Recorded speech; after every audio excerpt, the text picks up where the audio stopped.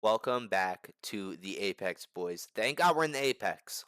Hopefully, we get everybody attending to work. Hopefully, nobody calls out of work this Saturday. You know what I'm saying? We got Josh Emmett, Goblin Boy, versus Lerone Murphy, the prospect. It's gonna be a banger. It's definitely gonna be a banger. First fight are the ladies. I can't really say much about these ladies. You know, ever since I sat here and called women's MMA boring and dedicated a whole video trashing women's MMA, they kind of just been kicking up.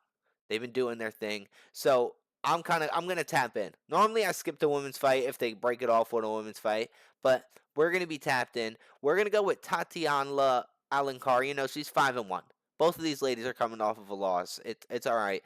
It happens. She's from Brazil. Hopefully she's just gonna submit Vanessa and make it look easy. Moving on, boys. We got Victor Henry versus Pedro Falco.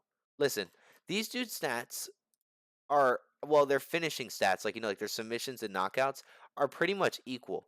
Even though Victor Henry has a lot more fights and he's a little bit more seasoned than my dog, I'm gonna go with Pedro Falco. They have the same amount of finishes, like relatively submissions and knockouts, and Pedro Falco just seems like he has a lot more grit. Seems like he's a lot more tougher than my dog Victor Henry. So we're gonna go Pedro Falco. I'm gonna probably say KO. You know what I'm saying? It's gonna be in bantamweight, so honestly, probably not. It's probably just gonna go to the decision. They just be throwing pillow hands and stuff. It's all about techniques down there. It's all about techniques. Moving on, Loma Lukbambi versus Istia Numes. Okay, Laura Lukbambi is from Thailand. That's kind of all you need to know. She's going to come out with this Muay Thai stance and she's going to smash Istia Numes. Istia's coming off of a loss. Luma Lookbee's coming off of a win. But to be honest, it's a little bit spooky because Istia's from Brazil and you already know she's going to be jujitsu'd up. But I'm going to sit here and pick Loma Lookbee. Hopefully her takedown defense is nice. I'm going to be tapped in. Hey, I'm going to be tapped in. These women's fights have been banging recently. Ladies have been getting slammed. We've been seeing a whole bunch of stuff. Okay, moving on. Rise McKee versus Daniel Fruta. This is Daniel Fruta's first fight from the Contender Series. Rise McKee's coming off of a loss. I'm pretty sure he went to decision, right? Yeah, he went to decision. It was split. It was close. You know what I'm saying?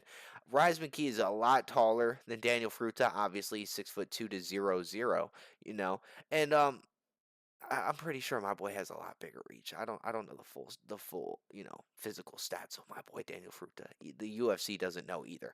But either way, my boy McKee has 6 fights in the UFC, and obviously Fruta has 0. He only has some in the undercards, in the under promotions. So we're gonna sit here and go Rise McKee. I don't think you're gonna make it past Rise McKee. I don't think you're gonna make it past my boy. Decision. He makes it to decision. He's fought 15 minutes through and through. You know what I mean? He's have close competitive fights. His chin's been tested. Let's see what you can do. But we're gonna go with Rise McKee. Moving up, boys. Dion Barbosa versus Diana Alberta. Barbosa's taking down 71% of her. Alberta has been taken down in 71% of her losses. That's kind of all you need to know. Shawty's from Brazil. Shawty's from Brazil. She's going to take her down. She's going to take her down. And Barbosa has finished 63% of her fights inside of the distance. The dishes. The dishes. The distance. The distance. You know what I'm saying? The distance. So we're going to go with Dion Barbosa. I'm going to probably say round uno. Round uno.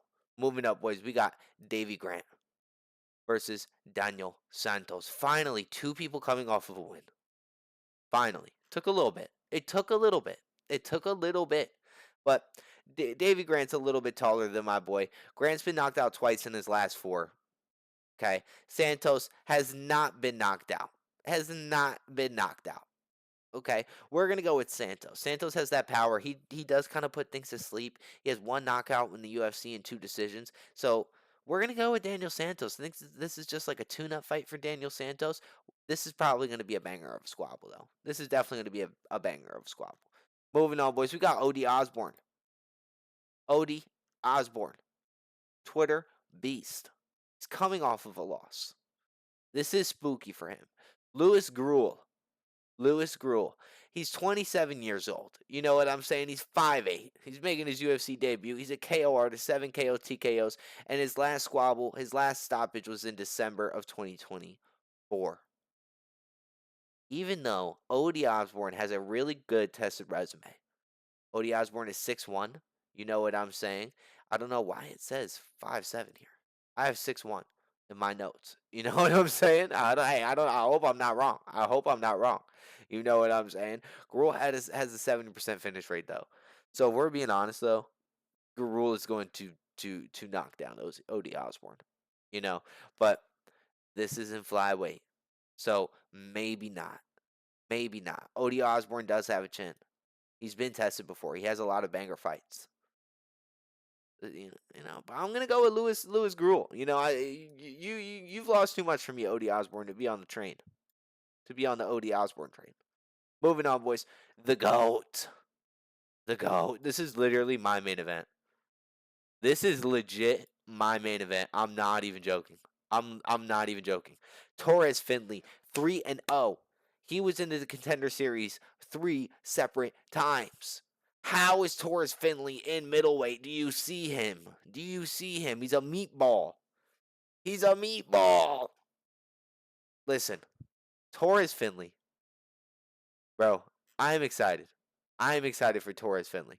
He's 5'10". He's 5'10". Bruh.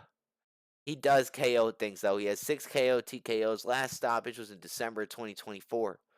You know what I'm saying? He is short for the division, but hey, my boy is thick as a meatball. Okay, we are going with Torres Finley off the bat. Valentin is tough, though. Valentin is tough. It is going to be a little spooky. It is going to be a little spooky. Valentin finishes things, too. He is coming off of a loss, but I think Torres Finley is going to chin this boy round 1. Torres Finley has something to prove. He has something to prove. He really does. He really does. They've been playing with him. They've been playing with my boy.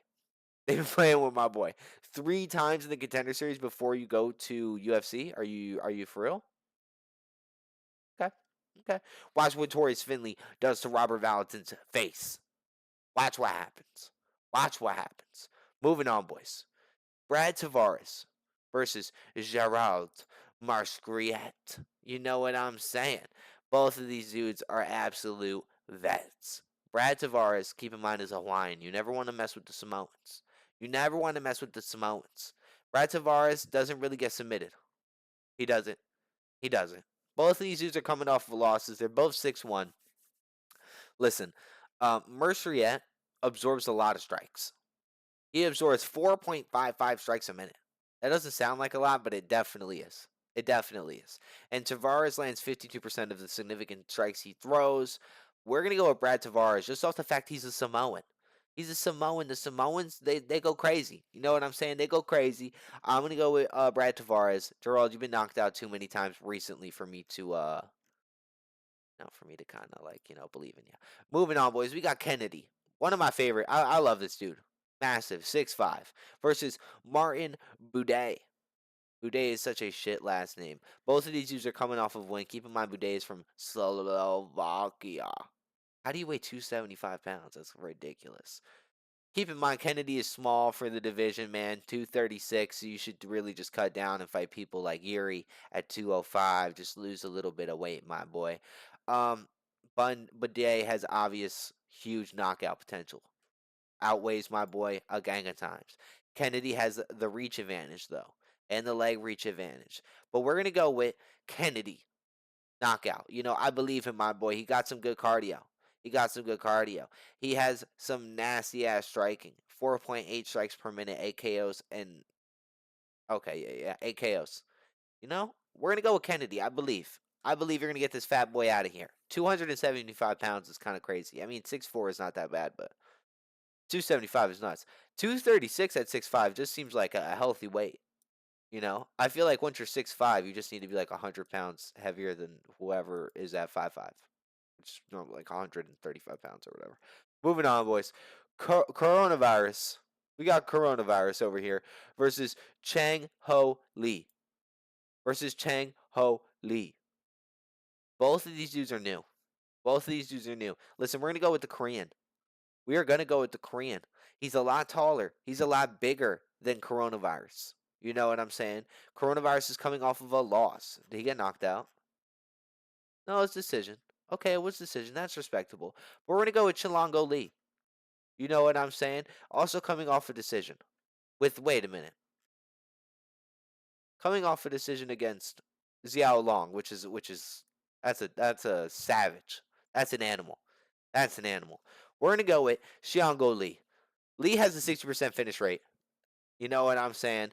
I'm gonna say he smashes this dude. Obviously, it's in bantamweight, so it's more than likely not gonna be a KO TKO. It's more than likely gonna be a decision. We're going Chang Ho Lee. Moving up, boys. We got Pat Stabini versus Jordanzo Bordeado. You know, I don't. You know, a lot of these names. A lot of these names are really rough. Anyways, Pat Sabini's coming off of a win. 19-5. Jordanzo Bordondo's coming off of a loss. You know, everything's kind of the same for these dudes. Brito's got KO power. Sabini has submission. We're gonna go Sabini. We're gonna go Sabini. That's if Joanne doesn't catch my boy early. You know what I'm saying? I'm just gonna hope that Sabini can take him down. I'm gonna hope that Sabini can take him down. We're gonna go with Sabini. The tattoos don't mean nothing. We're gonna go with Sabini submission.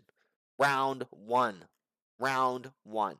You know, this Torres Finley should have been the co-main. You know, if we're being 1,000%.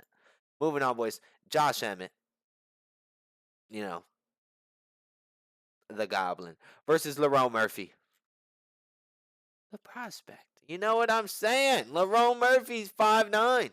Josh Emmett is 5'6". He's the Goblin. My boy is the Goblin. Both of these dudes are coming off of wins. You saw what Josh Emmett did to Bryce Mitchell. It was terrifying. It was absolute terrifying.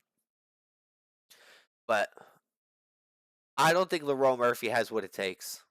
I don't think Lerone Murphy has what it takes. I really don't. Josh Emmett's not going to try to take him down. Lerone Murphy has great takedown defense, but that's not going to do anything for him. Yes, he did outstrike Edson Barbosa. I get it. Josh Emmett is not Edson Barbosa. Josh Emmett is going to throw bombs. He's not throwing pillow hands with you. Josh Emmett is going to throw bombs to cut your lights off. You know, I get it. He's small. Lerone Murphy's probably going to be fighting on his back foot this whole time. Emmett did have a layoff, and he's 40 years old. But I think Josh Emmett gets this done. They're going to try to feed Lerone Murphy some W's. You know, they're trying. Obviously, he's a prospect. They want him to sell. But I don't think you're getting past Josh Emmett, bro. I really don't. I really, really, really don't. I really don't.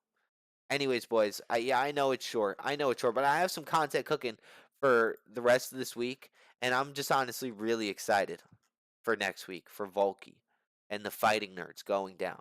I'm excited. I'm excited. I got content ready to push out, so I had to get this done soon so I can get everything else on my content schedule out the way. So I made this quick and concise. You know, not really trolling, none of that. Hey, anyways, boys, I hope you guys enjoy yourself. Peace.